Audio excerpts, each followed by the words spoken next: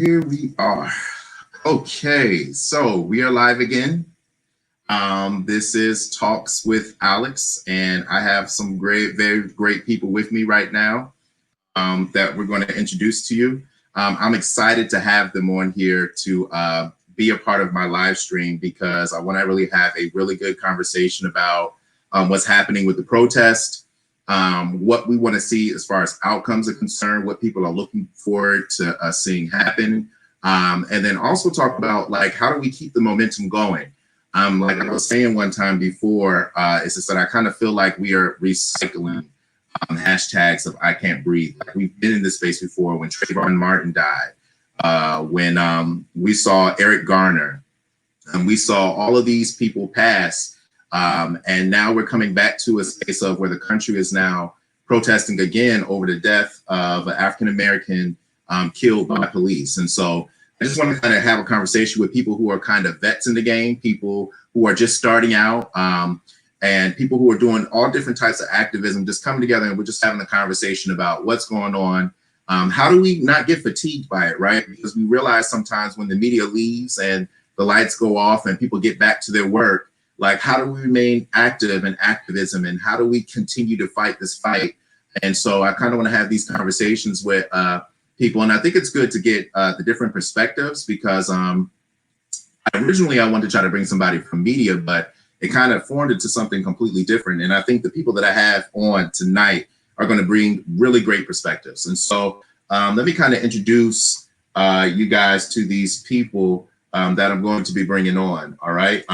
So give me a second because I think when I was trying to play around with some of the lighting and stuff like that, I have like 3 screens right now. And so I think I knocked the word document off my second screen. All right. So here we go. So the first person I want to introduce, and this person is very close to my heart. He was one of my professors in Washington, D.C. when I was getting my first degree at the University of District of Columbia. I kind of met him out there. And like, honestly, I don't really remember how we got connected because I'm not sure if I took his class or not. But like, it was like when we got connected, it was just like an immediate, like, we're cool people. And he just kind of took me under his wing and just showed me a lot of stuff. So this is Dr. Darwin Fishman. He is currently working as a lecturer for the Sociology and African Studies at UC San Diego and the Department of Sociology at San Diego State University. He has a Ph.D. in American Studies from the University of Maryland, College Park, and an MA degree in Interdisciplinary Studies, Social Science from San Francisco State University, and a BA degree in Sociology from the University of Victoria, British Columbia, Canada. He is currently on the board of directors for Continuing the Conversation on Race and Activist San Diego. He is also the co-founder of the Racial Justice Coalition. He has served as a board member on the Community Review Board on Police Practices for San Diego City, and he currently serves on the Commission on Juvenile Justice for County of San Diego. Dr. Fishman loves to give back to his community through service work and community organizing.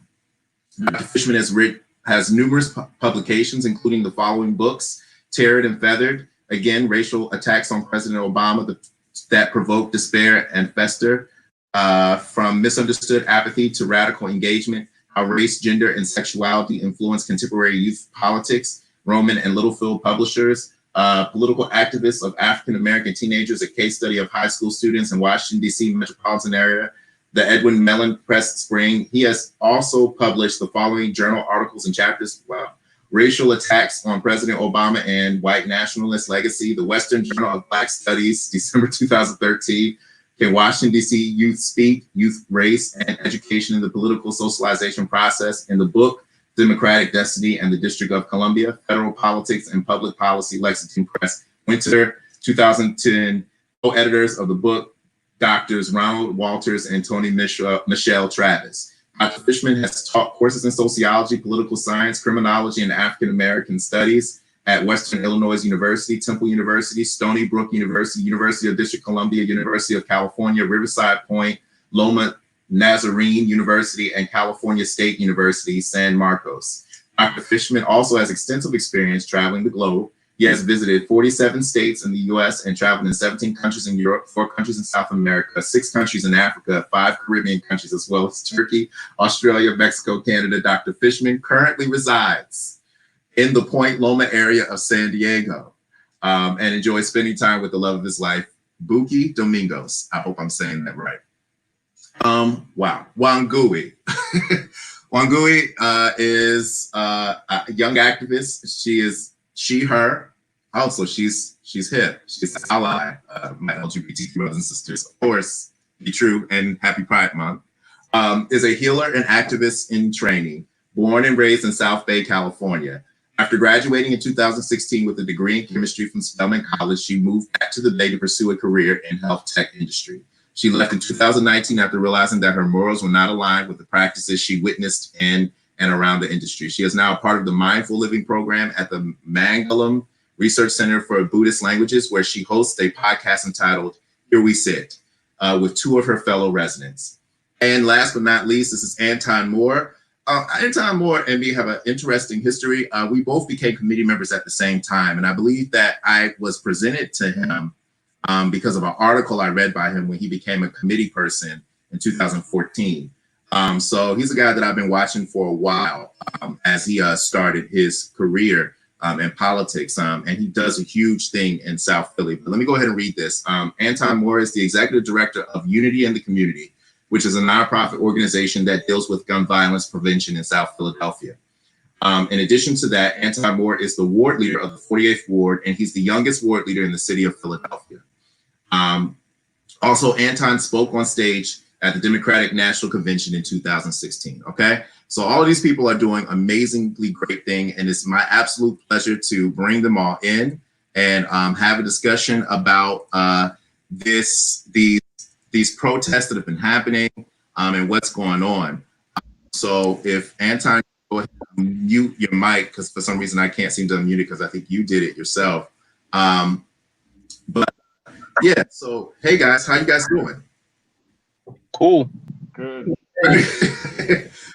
Right. So I just want to kind of let you guys talk about first your experiences with the protest, okay? This thing kind of just hit like a wildfire, and it's caught like fire across the country. I mean, my was telling me that there are people that are Amish that are protesting right now, that were protesting for this thing. So what have you guys seen, and why do you think it like caught on so fast? And to be a gentleman, because my mom taught me right, we'll let Wangui go first, and then we'll let Anton go second, and then Dr. Fishman go third, okay? So go ahead. Why do you think this time it's serious for you? What I think is that literally the entire world was watching. We're all inside, due to COVID, and all you really had is your TV or laptop. You have social media, and you had no choice but to look. You couldn't look away. Even for me, who I can't watch those types of videos, I found out about it within 1 hour because I was on Twitter. And I'm always on Twitter, to be honest. And so I think at this point, it's a matter of like, you have people stuck inside, seeing what's happening, already feeling powerless due to a whole pandemic taking over the entire globe. And it's like, if I can't, find a cure for a virus, what I can do is march. What I can do is use my voice. What I can do is spend money to different, mutual aid funds and things of that nature. And so I just think there's just a sense of just, we don't want to feel powerless. I can do something here, and let me walk, let me use my voice, let me talk to the people around me, and let me just do something. Because I need to do something. So like just out of curiosity, just kind of, but where exactly you at? Where are you at in California again? I'm in Berkeley. Berkeley, California. Okay. All right. And so how have the protests been there? They've been consistent there? Yeah, I think they've been relatively consistent. I would say with the first week after George Floyd's murder, there was literally something every single day, and it was organized by a different group or a collection of groups. And there has been fear. We've been talking about this of things slowing down, of momentum, kind of winding down or going away.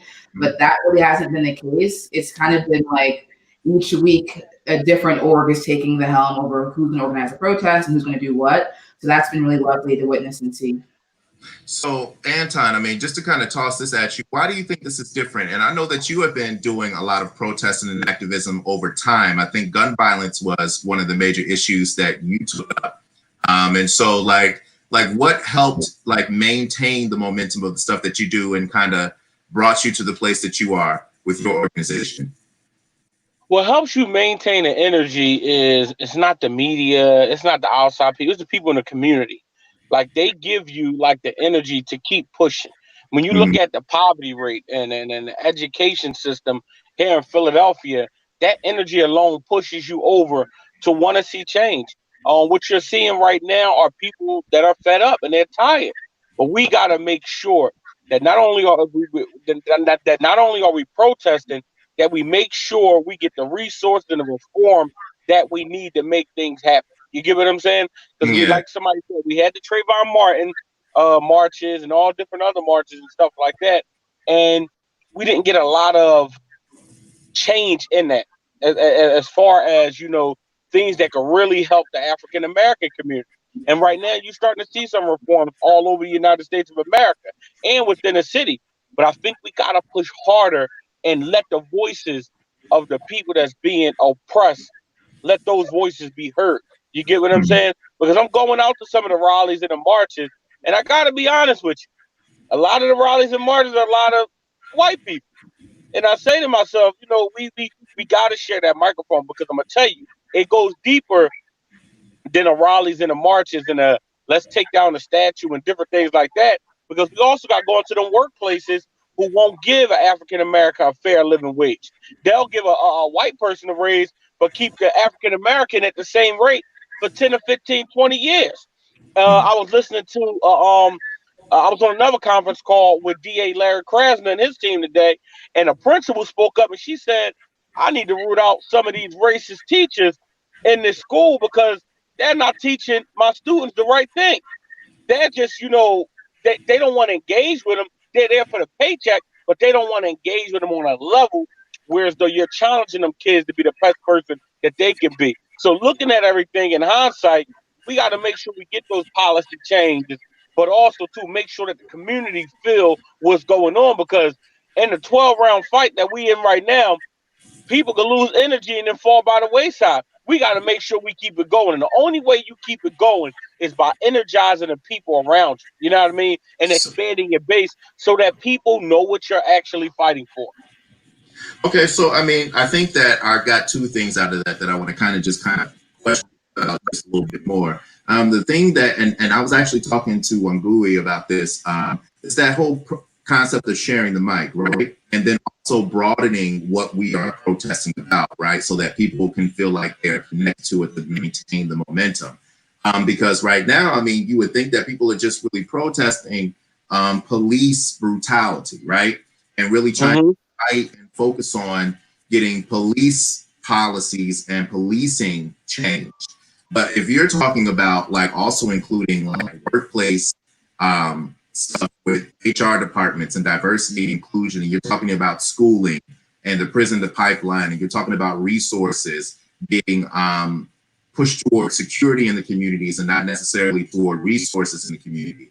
Um, those are different concepts and conversations. But like, I mean, if you want to talk about Black Lives Matter and passing the mic to other people who have issues outside of policing, I mean, then you're talking about broadening the coalition. I mean, there was just a march that just happened on Sunday, that included LGBTQ African Americans, right? And so are they a part of this coalition? Are they a part of that mic? Are they supposed to be included in these marches and protests?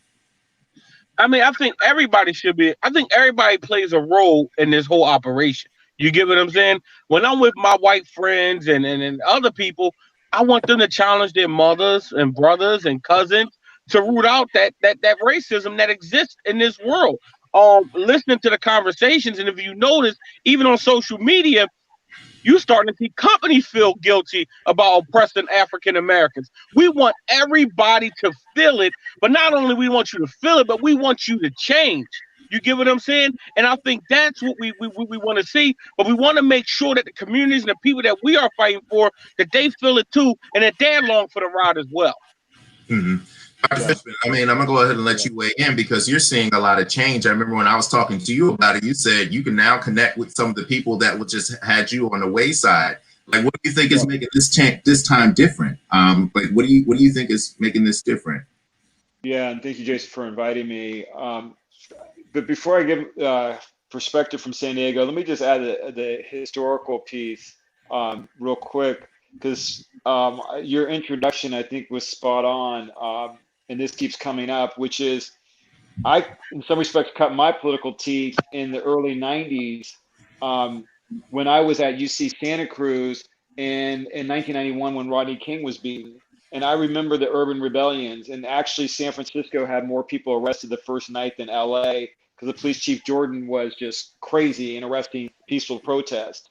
So, and I'm from NorCal, Davis, Sacramento area originally, but I'm in San Diego now. And I think it's important because that youthful protest. I mean, they were fun, and we were certainly really amped up, and we had lots of people on the street, and lots of people from my community that had never been on the street. And again, like what folks were saying about that enthusiasm, and of course that eventually that did wane, as well as also the reform effort and any kind of structural or simple changes. So I say that because in that sense, there are instructive lessons we can learn historically. With that, let me also just quickly add for San Diego, a group I co-founded with my partner Buki, Racial Justice Coalition. We've been working on ending chokeholds. San Diego's been one of the last major cities in the U.S. where basically chokeholds have been legal, and we've been working on actually having them illegal. We finally got that, but also it's important to really quickly add, because there's been a whole bunch of stuff that we've been pushing for. It's also really important to know that the other groups that were pushing for defund the police, we have a Democratic majority for the city council, 6-3. The defund the police, not even a penny defunded. That lost by an 8-1 vote. The Democrats and Republicans literally voted, said, no, no, no, that's the limit. We'll do the chokehold. But it's very interesting how they're picking and choosing. And I freely admit, I'll say that something like defunding the police is much deeper. And we need to be really clear about that. Like, what is deep structural changes? Another quick example, I just noticed San Francisco passed, they're doing a movement to change the response from law enforcement. Non-criminal calls will be given to health professionals and social workers. So that's another way of getting at, I think, like the whole thing about defunding the police. And to me, that's more deeper structural change. If we can literally change the calls that police respond to and stop so much of the crap where they're coming out for infractions and at least us dying, then that to me would be a real radical change. I think in that sense, we really have to keep our eye on the prize and make sure we keep pushing for those kind of changes. Mm-hmm. Mm-hmm. Yeah, so like, I mean, I'm just kind of curious because I mean, one of the reasons why I wanted to invite Wangui on here is because I just want to kind of get a feel of somebody who's new out there. Wangui, what do you think the goal is of the protesters that are actually protesting out there? One of the things that Dr. Fishman was saying, it was just that, it was fun to be out there, it was great and it was exciting and stuff like that. And you were out there and you're doing all these chants. But do you get a sense of exactly what they're fighting for when you're out there at these protests? What are you getting from them? Like, what do you think the goals are? That's a really good question, because I feel like I was definitely going like, yeah, this is fun. Like, we're out here, we're with the people, power, this is fantastic. And I think after that first week of being out almost every night, the fatigue really hit. And once the fatigue hit, it forced me to kind of go very internal. Myself and my friends and colleagues who are also out there protesting, they really sit and start to organize and think, okay, what are we actually fighting for? What does it mean to create an effect like long-lasting change? And I would say the most common thread is just the very broad, we're trying to tear down the system. We're trying to, break down and tear down white supremacy. And like step one step in that process is through abolishing the police. It's kind of like there's a big system that we all just under, which is white supremacy, and within that we're just tackling different pillars that are holding that system up. And right now, at the forefront is the fight to abolish the police. Mm-hmm. So it's the forefront of it all is just about policing, right? It's just like Yeah. the police are fucked up and Mhm. we need to fight them. But those other issues that like Anton Moore and even Dr. Fishman was talking about was like the resource part, to Mhm. the employment part, the education part, and all that kind of stuff isn't necessarily being vocalized, but are also a part of the agenda of the people who are supposedly being organized. They organizing it, right? So Right. let me just move it to Anton. Like Anton, how do you make sure that the people are focused on all of these issues that you feel like need to be addressed when you have all of those bodies there? Like, how do you make sure that there is enough insight coming from whoever you're allowing to speak, or whoever you're allowing to lead these chants or these or things that they are aware of what's going on? And hold on one second. Let me just say this because I always forget to say this. Please comment, leave questions inside the comment section. You can share this, you can like this, so people can also see it. I would love to hear from you guys. Shoot some questions in here. We have Dr. Fishman, who was a professor and also a leader of an activist organization out in South Carolina, San Diego, South Carolina, South California, San Diego, California. We have Wangui. She's an activist, a young activist and a healer. Out in California also, we have Anton Moore, who's a ward leader. Go ahead and please share and like this and let us know what you're thinking. Anton, how are you making sure that the message sticks in the people's minds when you organize these things? When you organize these things, we and I think the sister was just talking about this. We got to get out of the feel good moment. Like we're here, this is fun, this is the cool thing to do for the moment. But you got to have a conversation before you let somebody speak and find out where their head is at mentally. You know what I mean? You got to find out. Well, I know you here for the protest and the chant and all this good stuff, but how do you really feel about African Americans? You get what I'm saying? And then by listening to that conversation, that's basically going to tell you if you should let that person speak or not. Because what we're talking about years of oppression on African Americans. And as I said, education, housing, and all those different things.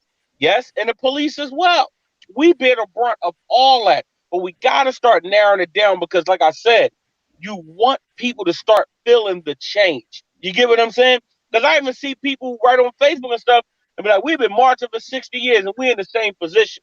And sometimes I have to go in there and break it down to them. I break it down to them. And sometimes I find myself arguing with them. But then I got to take a step back and say, they may not feel the change that we're talking about. They may not see it. They may not hear it. So let me examine what's going on and make sure that people are on the same page and making sure we're talking about the things that are affecting African Americans on a daily basis. Because you look at it, you got brothers who are coming home from jail from lengthy sentences that's trying to get their lives together. You got parents that's working from paycheck to paycheck to try to put food on the table. So when you look at those different things, you got to take that in consideration. Are they feeling the movement? And if they're not feeling the movement, what can we do to make sure that they're feeling it? Okay, so that sounds good. So let me just toss this to you then, Dr. Fishman, because I mean, you know that a lot of the African Americans, we're not a monolith, right? I mean, we all have very different views about how things are supposed to be happening here in this country, specifically as it relates to African Americans and minorities, right? And so, what do you do to try to make sure that the message is being conveyed, but then not also turning certain people off by the messages that are being put out there so that we can rally around a specific agenda? Right. No, that's a really good question. And I was going to even comment about what you mentioned earlier, Jason, about, I'll put it this way. I helped to, as the elder, help with forming one chapter, Black Lives Matter, then another chapter here in San Diego.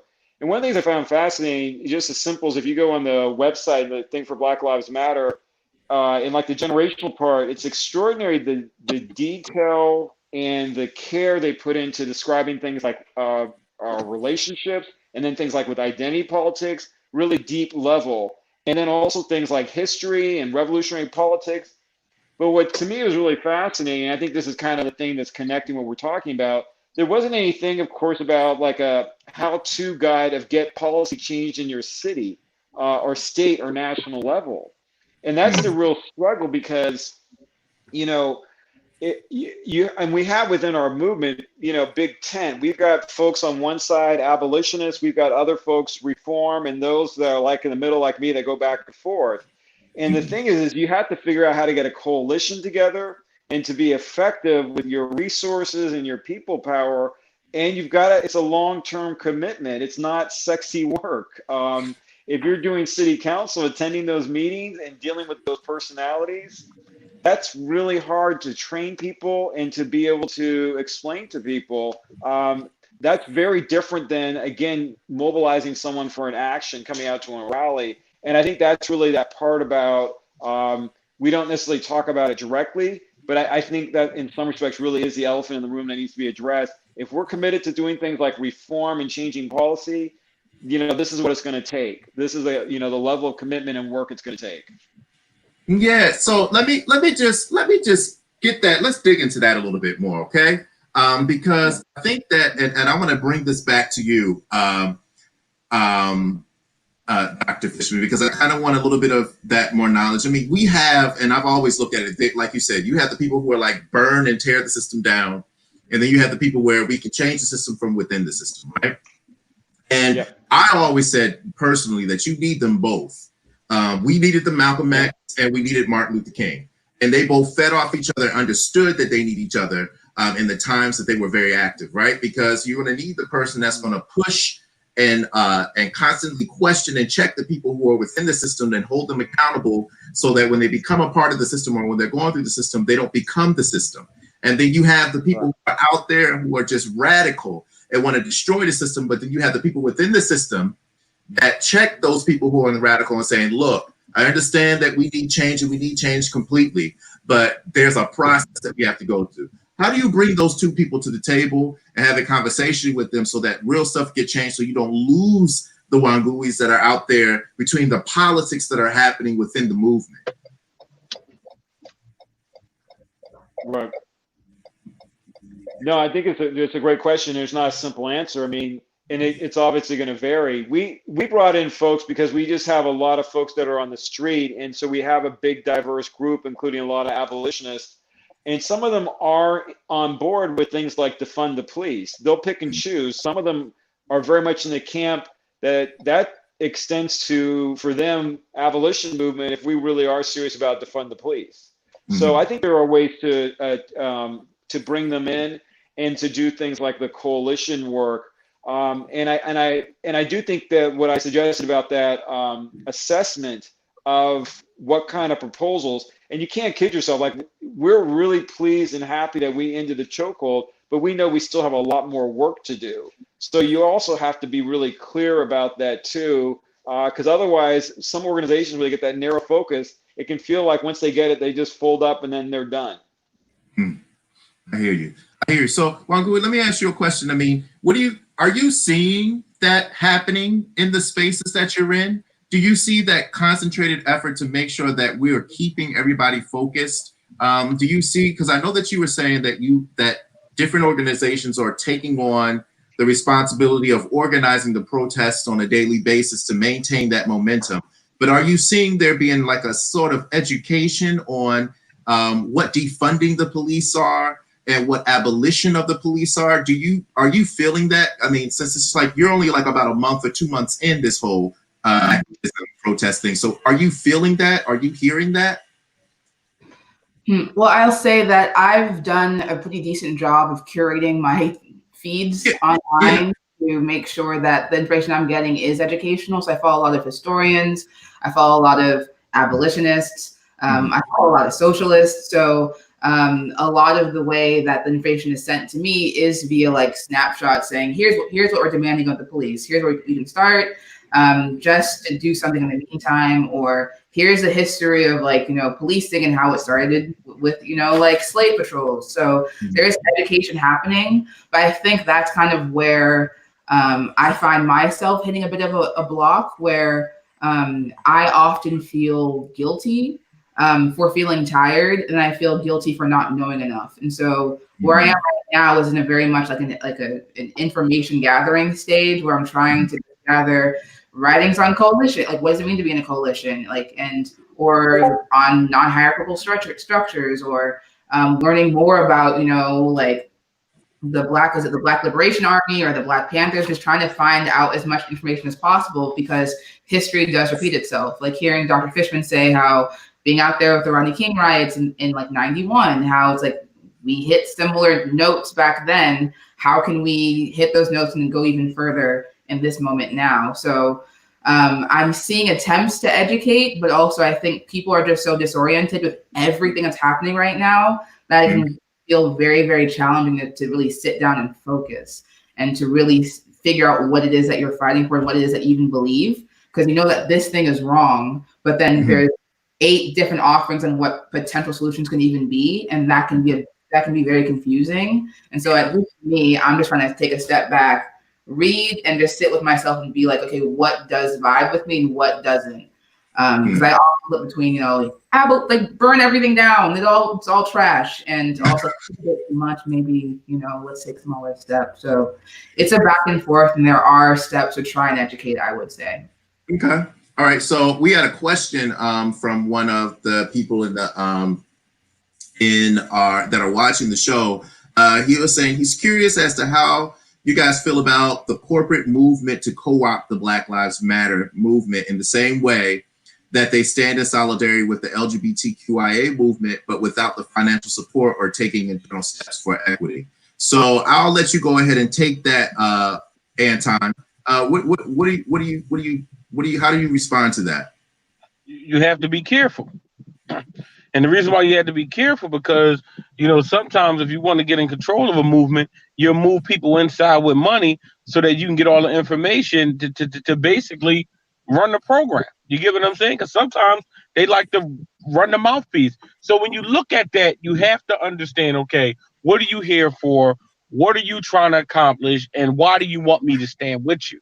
Like the brother was just saying about Malcolm and Martin. If you notice towards the end of Malcolm X's life, him and Martin was starting to get on the same page, because he realized that, look, if we're going to have to come together, we're going to have to sit down with these white folks and talk. You get what I'm saying? We're going to have to negotiate. If you notice, Malcolm was the radical and Martin was the inside peacemaker, was willing to sit at the table. So when you look at those two things and you bring them together, like the other brother was saying, we need both of those type people, because at the end of the day, there's no one sure shot on how to fix this. We need it for multiple people to bring them together and come to, you know, a conclusion of how we can fix it for African Americans. What say you, Dr. Fishman? How do you answer this? Yeah, I think it's true, and I think it's also. So one I would say is I did notice that Black Lives Matter is getting lots of money now, and it's true. Just like with Occupy Wall Street movement, I know they got millions of dollars, and then, you know, of course, there was the suspicions about also how they became really quiet.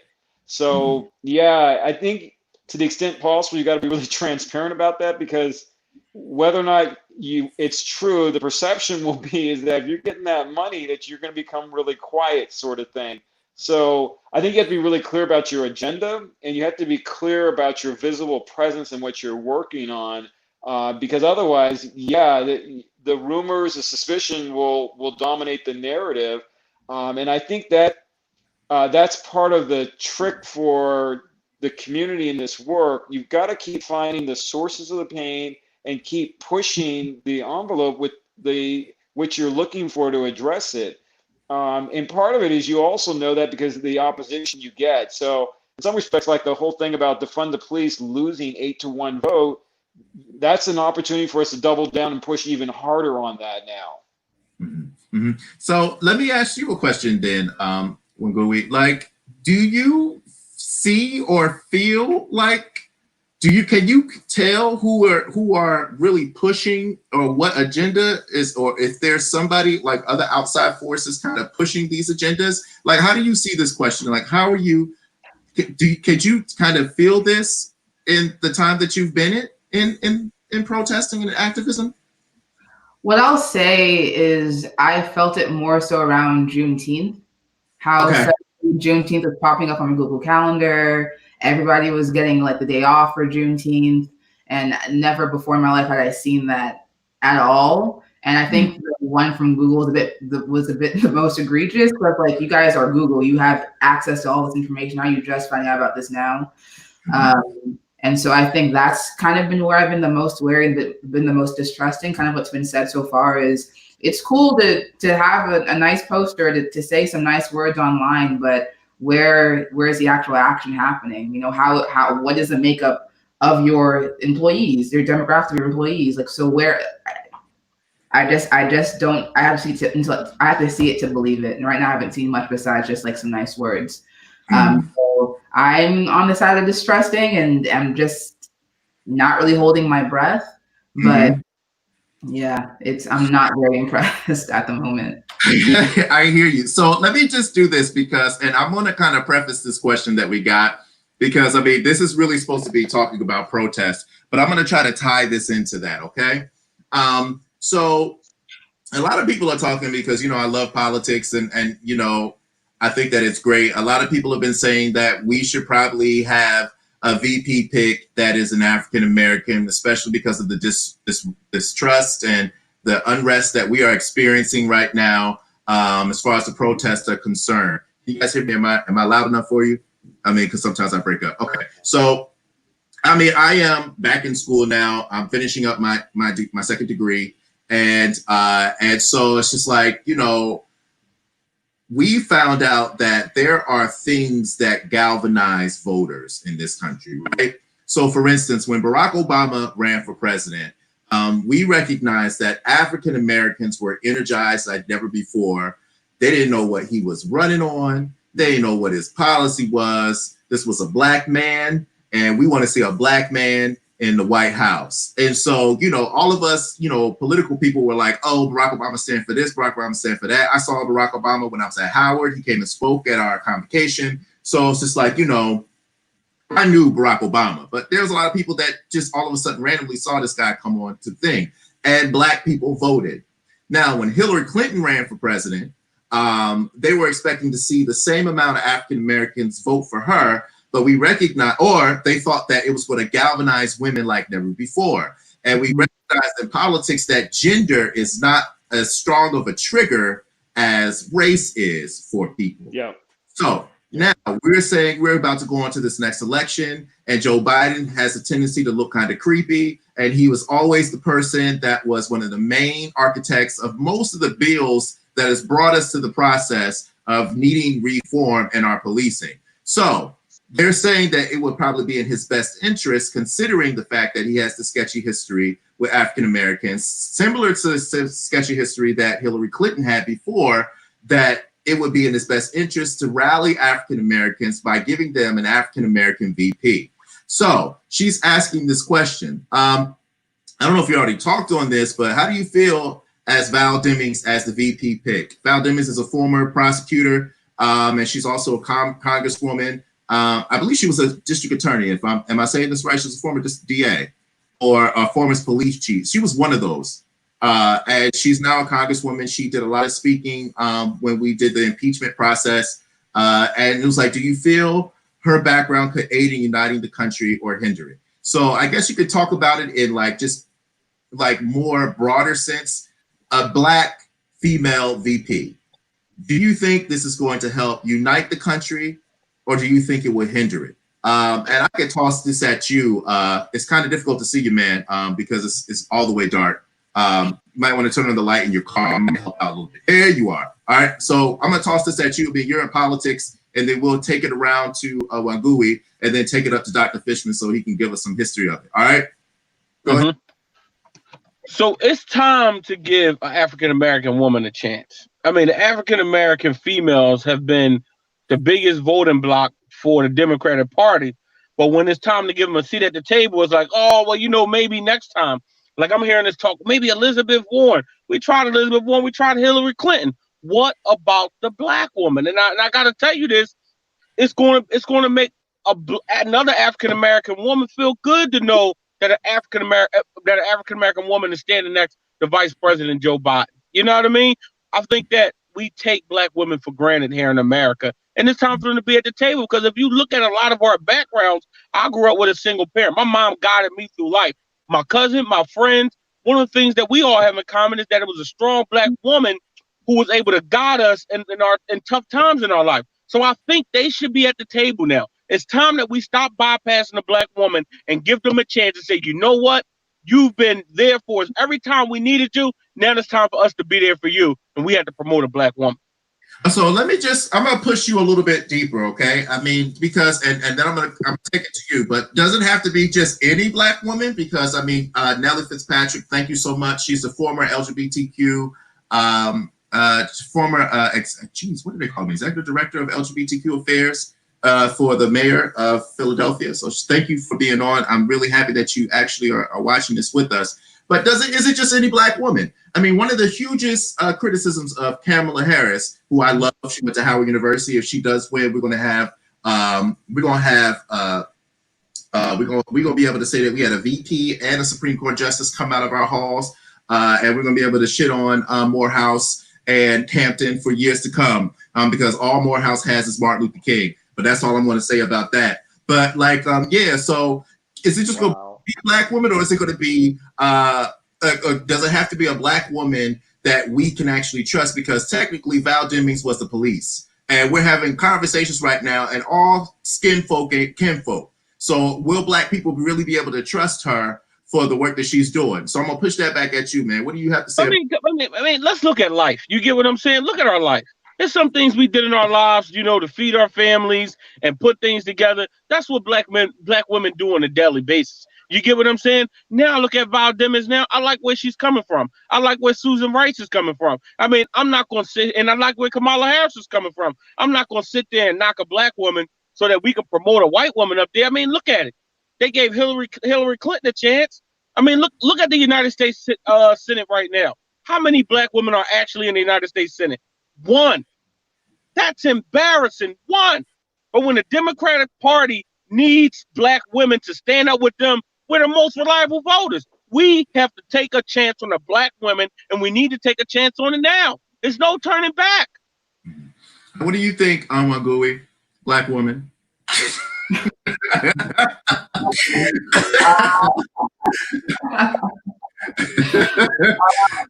Anton said a lot of what I wanted to say, because I think a lot of the common shouts I'm hearing is, trust and believe black women, listen to black women are always right.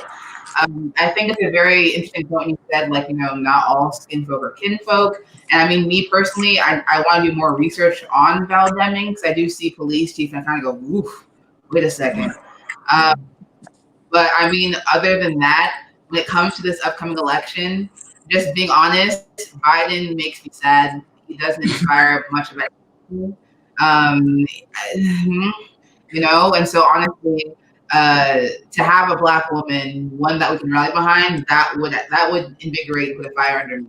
I was gonna go anyways, but now I have to hold my nose when I do it, and I think that's really huge.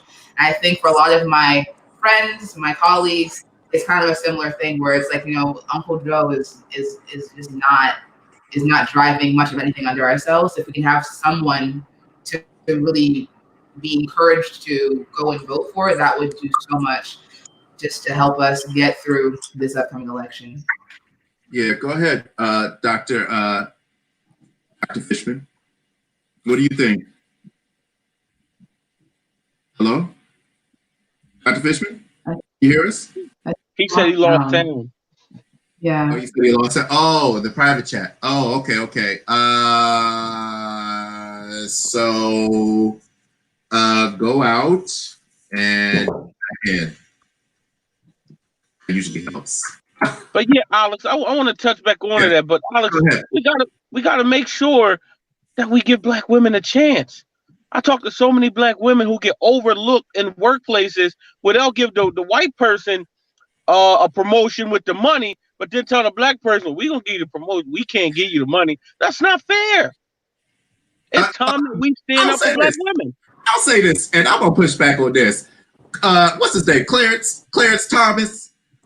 That's the Supreme Court justice. He had a chance. What the hell is he doing? Like, you got black people out there that they give chances. Like, just because they black don't mean that they're gonna rally around a cause. You got Tim Scott. Tim Scott's the U.S. Senator from South Carolina. What the hell is he doing? But you just said. We got black people out there, and I understand. I'm all for it. I mean, I would love to see a black woman as a vice president. I'm all for it. Put her in there, especially one that went to Howard, and that's an AKA. I got you. I'm all for that. I mean, what it represents, of course, yes. But at the same time, all black people ain't for the causes that you think that we're supposed to be for. And so, like, I'm just, I don't know. Like, I mean, I don't know, man. Two names, Alex. Two names you just said. Two black men. We got to get back to black women. I know for a fact if you put a black woman on that ticket, a black woman and see another black woman up there and say, "I'm riding with my sister," they probably even gonna forget that Joe Biden is at the top of the ticket. So, Dr. Fishman, are you back in, man? Can you hear us again now? No. Okay, you going back out, but no. We over here. And we got Joe Biden, Uncle Joe, and and I have very, very strong feelings about this, and I don't want to get stuck here. I still want to talk about the protest, and I wanted to pivot to get the other Dr. Fishman's partner in here to kind of talk about what they're doing, because they're making some really, really great strides legislatively out in San Diego.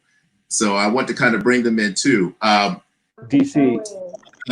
So I just Dr. Fishman, like, what do you think about this? What do you think about this, Dr. Fishman? For the vice president? Yeah, and a black woman, and give a black woman a chance. Like, what do you think about this? Yeah. So sorry about losing sound. No worries. Back. Yeah. So I'll just say, I think it works on different levels. I get the part about the symbolic and then the personal connection. Howard, like, she's black community. My concern, like what we've been saying about with President Obama, is that's nice, but to me, the proof in the pudding is what's the policy going to be? What's the actual difference, quality of life it's going to make for us? And on a certain level, I like the candidates that are being, the names. But I mean, the truth is, you really won't know until they get into office, sort of thing, really what will happen with the policy and what role they'll have in it, unfortunately. So, I mean, in that sense, I hope it works out. I hope there is a black woman that's nominated, and I hope that helps to, push Biden in the right direction, sort of thing. Well, they out here talking about Condoleezza Rice, Stacey Abrams. I don't even know what Stacey Abrams' policies are. I mean, she's just nice. Like, what does she stand for outside of voting rights? Like, I mean, like, they just throwing out people just for whatever. You know what I'm saying? Like, I really don't know about that. But Susan Rice. I mean, Susan Rice. Susan Rice. Well, Susan Rice. I mean, she's a fighter. Like, I mean, I'm kind of. Like, I mean, like, I might be able to be like, okay, I might be able to rally around Susan Rice. I don't know about Stacey Abrams. I don't know about Pamela. I'm not even sure about Val Demings. But maybe Susan Rice.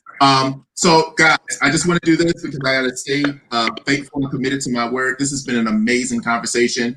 I'm going to try to continue this conversation next week with some more people. I might want to try to bring you back, Dr. Fishman, because okay. More high-level conversation about politics. And how it's going to be influenced by this. And I think I have an idea of who else I'm going to bring on with this. But I want to definitely bring on your partner. And so what I would probably like her to do is try to get on another piece of technology, so you guys could be in separate spaces and so it won't echo. All right. Okay. So I'm going to do this while she's getting herself prepared and coming into the studio on whatever tech or device she's going to get onto. I'm going to go ahead and let Wangui and Anton talk about how people can contact them and connect with them if they want to ask them more questions or follow the work that they're doing or keep up with them, because I know that you're doing amazing work out in South Philly. Anton, Wangui, I know you're doing amazing work as a healer. And so I want people to know how they can connect with you, follow you on social media, or keep in contact with you. Okay, so go ahead as your partner gets their stuff together. Okay. Dr. Fishman? All right, one. Okay. You can follow me at WHYMES on Instagram or Miss Winnie _93 on Twitter. Besides that, I have a Facebook. You can always message me there and we can talk more there. I'm very much in the space where I'm trying to learn and connect with as many people from as many backgrounds as possible. So I love to talk and to learn. Okay, most definitely. All right, Anton. You can follow me on Instagram, Anton Moore 14. You can follow my organization on Instagram, Unity in the Community. And you can follow me on Facebook, Anton Moore, Unity in the Community 215, and on Twitter, Anton Moore 1. All right. Thank you guys so much. Thank you. I understand how happy I was. You guys were awesome. This conversation was great. All right. Thank you guys so much. And I'll talk to you later. All right. Dr. Fishman, I want to kind of dig in a little bit about the work that you guys have been doing. And I want you to introduce your partner to us, and we can kind of dig into what you guys are doing in your organization in San Diego. Okay. All right, yeah, this is Buki Domingos, and we started Racial Justice Coalition here in San Diego, a multiracial group devoted to working on criminal justice issues, and I'll turn it over to her. Go. Hey. Hello. Hi. How you doing? It's great to meet you. Yes. So tell me give me a little bit of history about yourself and the stuff that you've been doing, like out there. Like, what got you into the whole activism space, and what has brought you to the space where you guys are able to come together and really make moves out there in San Diego? So I'm born and raised Nigerian and moved to Europe, 2 decades ago. I've been in the US for like 7 years, and my parents organized. My mother was with the Board of Education, and her main focus back in the day was organizing for teachers and their rights and their wages. And when I worked in Germany as a nurse, my goal was organizing around nursing and everything that had to do with healthcare, because in Germany, as many people may know, they have a really strong union. And we were still fighting for wages and sick wages and maternity leaves and paternity leaves. And I moved to the US probably 7 years ago. And I started organizing for my lived life experience as a survivor of human trafficking, around human trafficking and around women and children issues. And it was also very clear to see the amount of racism. I lived and practiced as a nurse in Germany, but the kind of racism I have experienced in the US, and I've traveled to a lot of states in the US, so it's not just from my narrow little corner of the world, especially here in San Diego. It's nothing I've ever experienced before. Yeah. I know that in Germany, I did have patients that did not want treatment just because I was Black, but these are people that were in their 90s or over 100 years old. But the overt racism in San Diego, what really struck me and bothered me is the amount of diversity in such a city of over 3 million people. So much color and so much diversity, yet so much racism. And that was what the disconnect was. And we live really close to the border over here. And even on the national level, this border and that in Calexico is one of the busiest borders I've ever seen. Not even in Detroit, when I traveled, did I see as much traffic at the Canadian border as I have seen here with the San Diego Mexican border. It's just really, it's a lot, and there's a. No, I think we may have lost you. Oh, there you go. You came back. Yeah, so there's a lot of racism and stereotypes that just typically play out, and the concern is the tone deafness that non-people of color have towards these issues, and how we're often minimized and almost always redirected as just being too dramatic and too emotional, and we needed to just be quiet and sit down. So that's how everything started, because I was using my voice in spaces where typically everything was fine and well with the world and everybody was friends with each other and everything was perfect in their white corner of the world. And I had to start saying, this is great. I'm sure you're very happy, but this is not what is happening at the other side of town. So that's how it started. So let me ask you a question. So this movement, these protests, right? So they were able to push your agenda a little bit farther forward. Like how did this spark kind of move your agenda on the things that you were fighting for? So it's just a celestial alignment. Mm-hmm. And I do not say that lightly. It was aligned, it was supposed to happen. 3 years ago, when this campaign started,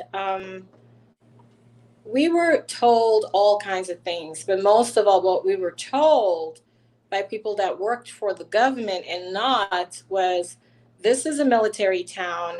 This is something that will never happen. Even by our allies, they said, we can modify it. Possibly they may modify it if they do anything, but getting rid of it altogether, we don't think that is possible. And then, I'm sorry, can you just update me on modify what? What do you modify? so the carotid restraint. So the argument and the challenge was trying to ban the carotid restraint. Mm-hmm. And the biggest opposition we faced was people saying, well, the chokehold has already been banned. What are you people talking about? It's been banned since 1992 in the city of San Diego. And we're trying to tell them the chokehold is a kind of neck restraint. We are emphasizing on all neck restraints, and we're emphasizing on the carotid restraint. Sorry. And so we started working with healthcare professionals, because I'm a professional myself, and I believe that certain people can speak to certain issues. And so RJC took a holistic approach. And that's why Dr. Fishman is involved, because when I put pen to paper and came up with, we need a multiracial organizing, I remember certain white people telling me, we've had this already. This is not something new. Like, what are you doing? Like, this is not going to work. Like, people don't get along. What are you doing? And I remember thinking, okay, I have Dr. Fishman. I know that he knows people in the Black community. He has connections to the Black community. I just got here just a few years ago. This can be my bridge. I found somebody who has connections with the Latino. This can be the bridge. And that's how we started. And then we took it a level higher. So when we went to those meetings with city council and elected officials, it was not just one angry Black woman speaking. It was not one angry Black man speaking. We walked in there with our little portfolios that was put together by medical doctors and police officers from out of state.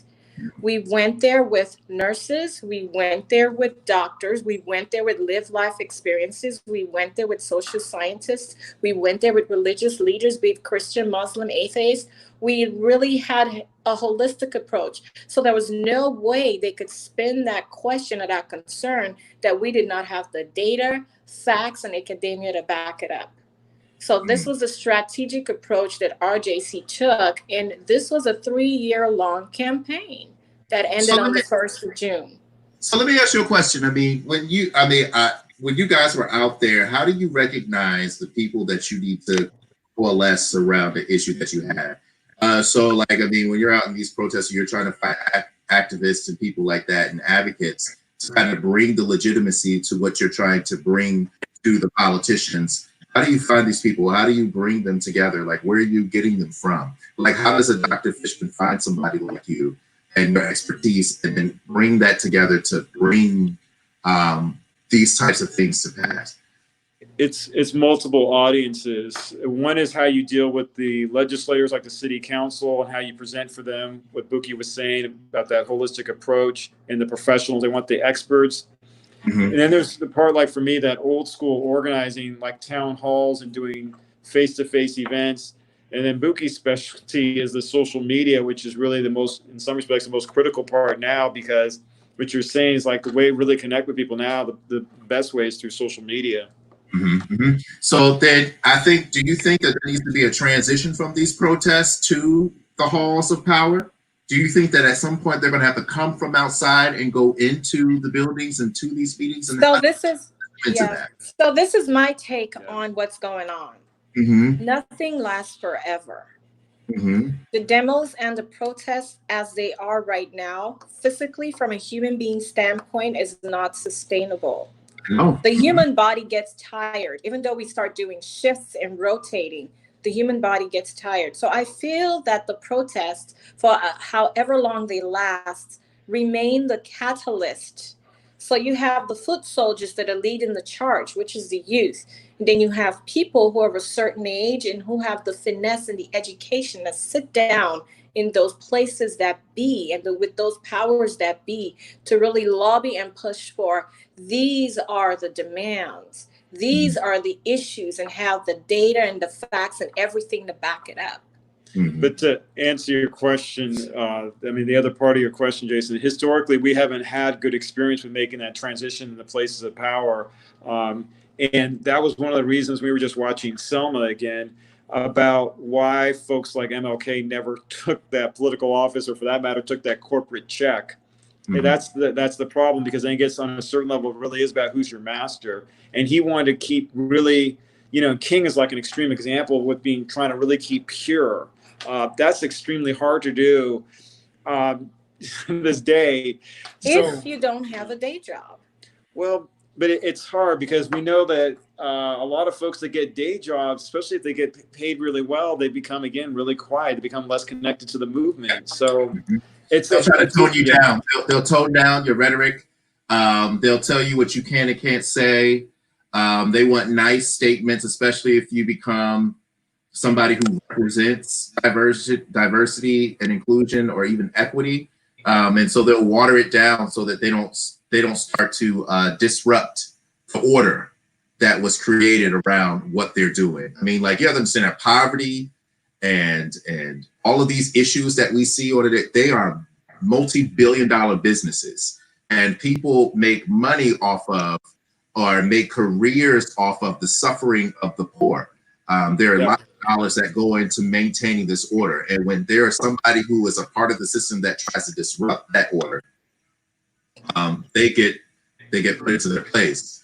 Thank you. Thank you so much. It's amazing. And thank you.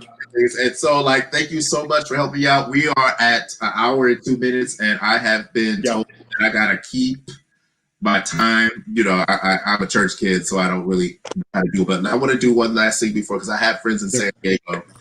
Please tell them how they can contact you guys and become a part of your movement and support what you're doing, or even donate to the organization that you have. Through Facebook. And so you can reach out through us through Facebook, and it's Racial Justice Coalition of San Diego, because there are different racial justices out there. You have to be specific. Racial Justice Coalition of San Diego. Through our webpage is rjcsd.org, or Instagram, it's Racial Justice Coalition of San Diego. You can shoot us a message, a private inbox. You can post on our wall, and we'll be sure to contact you. All right, thank you guys. Oh, go ahead. Thank you, Jason. And when it eases up and you can travel again, come join us. Come on out. Come visit.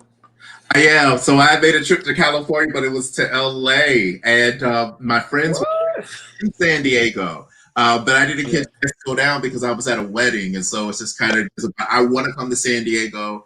I want to go to a lot of places in California because I have a lot of friends there, and so, like, I feel like that's a place that I really need to experience a lot more. Oh yeah. But thank you guys. I will. Thank you. I'll meet you guys soon. All right. I'll be watching. Okay. All right. Thank you. Bye. See you. Thank you. So, wow, that was a great conversation. I really appreciate everybody that came on. I always want to try to leave you guys with something. We really, really need this movement to be successful. I mean, African Americans have been suffering in this country since the day we landed. I mean, since the day we were stolen and brought here to this country. And it's not only happening in America. I mean, I talked to my friend in Belize, and he's talking about how the Spanish deal with the people who are the Islanders, and how it's happening in South America. We see it in South Africa and various different places where the African people have just been marginalized. We, as the United States, where we try to be that beacon of light, and we try to hold ourselves to that standard, now are being called down to the carpet. And we are having to now say, you know, if we are the land of the free and we say that we are a country that believes in these ideas, we have to really stick to them and do things to make it right. Slavery has caused trauma on our people. There's a lot of issues that we are dealing with and still dealing with over 100 and something years away from it. And so it's just like, we really, really, really need this to happen. And so these conversations around trying to figure out how to maintain this momentum and how to see real change happen really need to happen. They are very, very relevant, because I think we are at a moment in history, like Al Sharpton said, this is the season. And we are dealing with a different time. And to see that the whole country is protesting a Black man being killed is absolutely crazy. And you know what? I was also watching the funeral today for Rashad, and the preacher said something to me that was very important. Now, sometimes people like to divert and say, you know, these people were criminals. You know, I don't understand why we're glorifying criminals. But I mean, if you look at the Bible, and, you know, I believe in God and everything like that, most of the people that made the most change happen were people who were criminals. They were locked up. They had records. Jesus was an activist. He was locked up several times. Paul had a record. All these people had records. And I mean, and at the end of the day, like, most of the time, the people who make the most noise and we see the most change from usually are the people who make mistakes. But their stories tend to resonate with people, because at the end of the day, we all make mistakes and we are all humans. But that doesn't mean that we deserve to be treated like we're not human. And I think that's the point. Your mistake is no better than mine. The stuff that you do, just because it's not visible, doesn't mean make it better or more right or make you more human or more valuable than me.